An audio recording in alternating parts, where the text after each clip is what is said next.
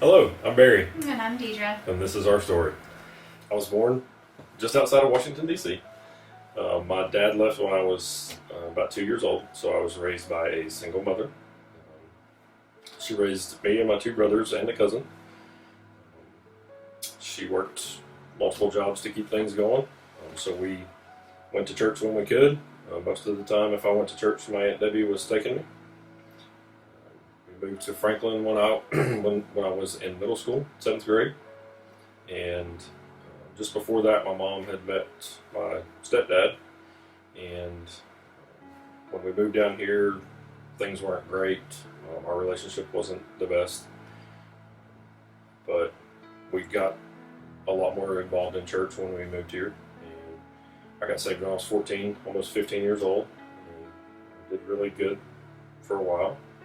Then I got my driver's license, and I kind of just fell away and was doing my own thing and thought I knew everything, and just made some pretty poor choices. But when I was 19 years old, my real dad, came through town for about a day, and that was the first time that I had met him. And he was in and out. I talked to him a couple of times a little bit later on in life, and just kept doing my thing for a while. And then I knew Diedre from high school, but then she asked me out on a date. You're taking my No, maybe that's a good point. So I was born and raised in Franklin, and I actually grew up here in Cowley Baptist Church, and I was saved at a pretty young age, 8 or 9 years old, during Vacation Bible School one summer, which was some of my favorite memories, the week of Vacation Bible School. I grew up with my mom and my dad, and my grandmother and my papa lived right next door, and I have a younger sister who's 4 years younger than me. I had a pretty normal from the outside looking childhood, but it was one of those households that looked one way from the outside and felt one way on the inside. So I did struggle a lot with feeling unsafe and insecure at times. And when I was about the age of our youngest son, who was in 4th grade, my mom was diagnosed with multiple sclerosis, and she, about a year later, went on disability from her teaching job and stayed home, which was cool for me because I got more mom time. But it was also another change in my life that kind of led to an increase in that feeling of what's going to happen, and am I really secure? A couple years later, my dad left, and that again added to what's going to happen, because it's me at 13 years old, and my sister at 9, and my mom who was sick. And my Nana, who was a rock star and my role model, stepped in, and she was dad by day and night, and mom when my mom couldn't. And my mom tried really hard, and she did a really good job. And my Nana did a really good job, and she still does a really good job. But I kind of grew up with this feeling of this is just not fair. This shouldn't be so hard. And I took that with me into adolescence, and I got a little bit mad. And I started kind of living my life my way because I was a little bit mad at God, because I didn't like the way He was doing things, and I didn't understand how that was going to work out for my good.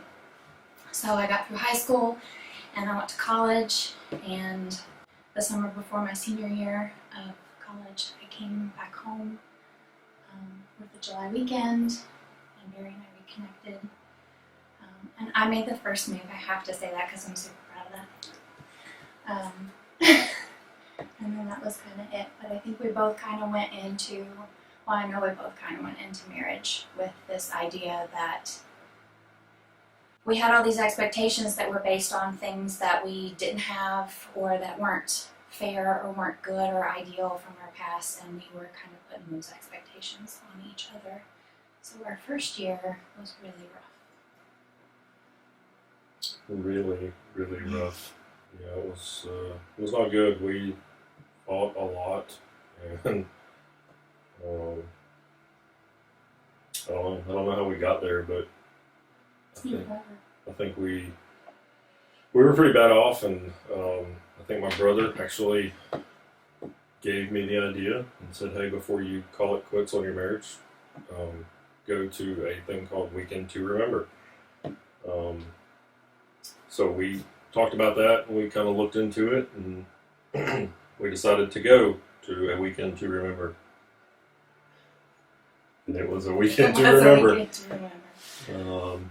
The way that I remember it was I didn't want to go. I wasn't interested. I didn't really care that much about it. So we went, and I didn't really pay too much attention on Friday, and really didn't care about much Saturday either, except for the free time.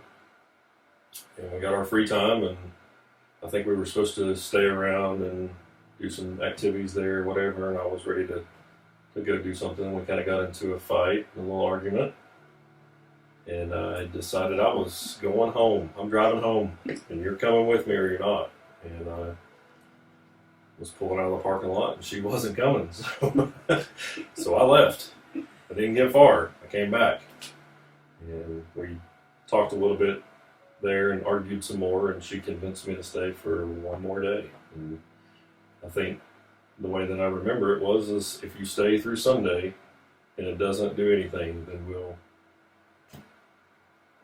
Yeah, we were going to separate. I actually had an appointment with an attorney for the week after the conference. Mm-hmm. So Sunday morning, they split the couples up, where there was a wives meeting and then there was a husbands meeting, and I was walking in on Sunday morning to the wives part, feeling pretty defeated and hopeless, and I sat down on the edge because I like to feel like I can get out and it feels safe, and I sat on the edge, and then there was this big group of women that came in, and I accidentally got moved to the middle of the room, and I was stuck and I couldn't get out.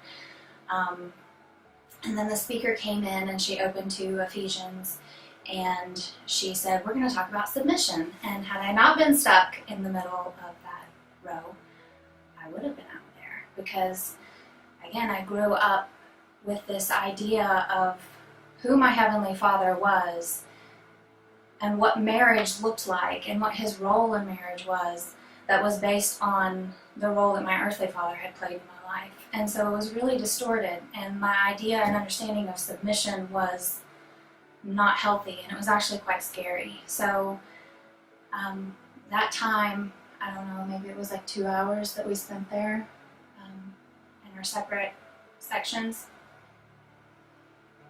God completely broke me down and rebuilt my idea of what His design for marriage actually was.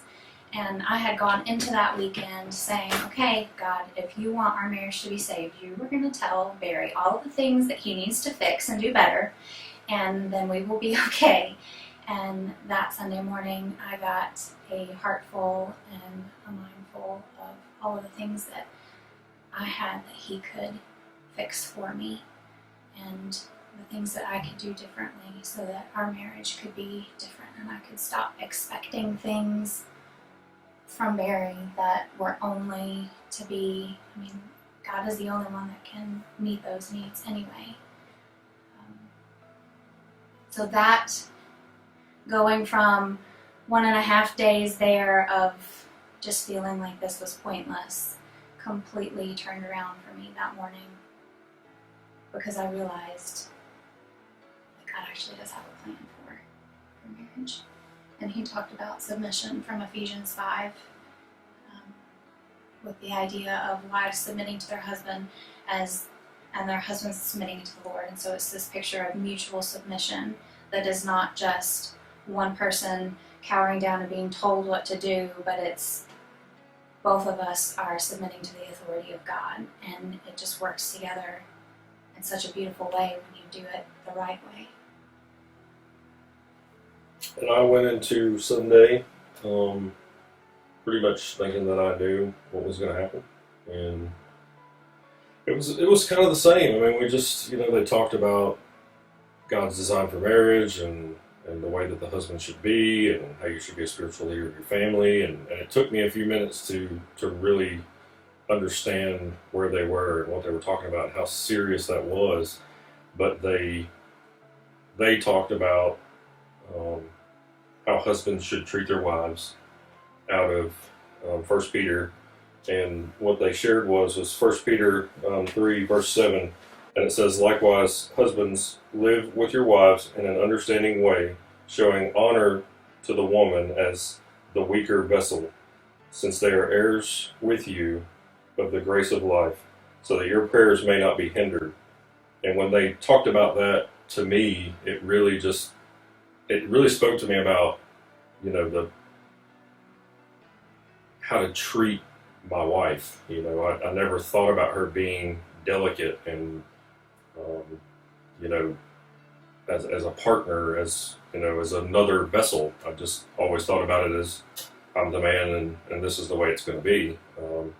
But as they talked through some of that stuff and they read some of that scripture, it really just kind of spoke to me about, how to really treat your wife and to be a spiritual leader and to be able to communicate and talk about those things that are going on inside, and not just trying to, push all that to the side and just do whatever I wanted to do.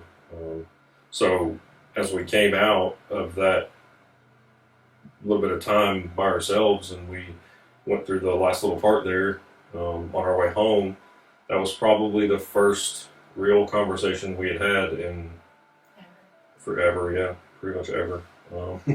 So, but as we were coming home, I think there was more, for me, a sense of hope that, hey, this is really going to work, because that was the first time we'd ever really had a good conversation about, our spiritual lives together, separate, whatever it was. So, I think that was a weekend to remember, although we remember it for things that weren't the greatest at times. It was a weekend for us to remember, because almost 14 years later, we're still here and we communicate, and we try to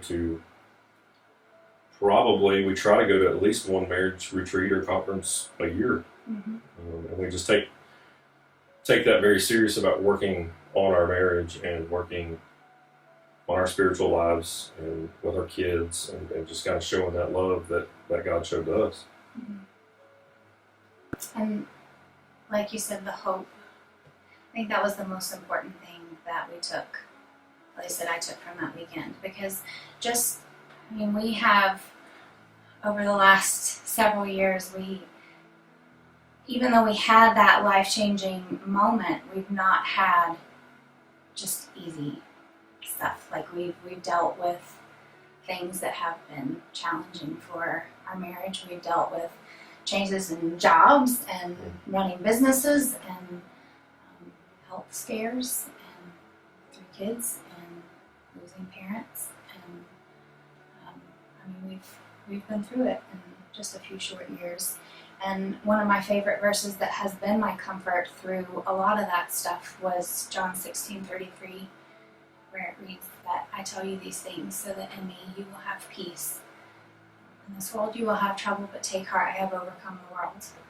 And that was the thing that we were missing and that we rediscovered over that weekend, was that we have to keep him at the center, and we have to stay committed, and we have to stay focused, because it's in him that we have peace, and it's in him that we find strength, and it's in him that we find joy, and it's in him that we are able to stay committed. And things are not going to be, rainbows and sunshine and all of that for the rest of our marriage. I'm sure we're going to continue to grow together through struggles and trials. But I'm thankful that we had that experience, because now we can stay committed to each other, and no matter what we encounter, we make that the priority. That, okay, this is hard and this is not good, but what are we going to do to get through it? Because divorce is not an option. I think that was even one of the things that they had us repeat that night. Yeah, so you can't say the D word. Divorce is not an option. Take it off the table. Doing that simple thing can really make a big difference. Absolutely. I'm Diedre, I'm Barry. and this is our story. Waymaker, miracle worker, promise keeper, light in the darkness.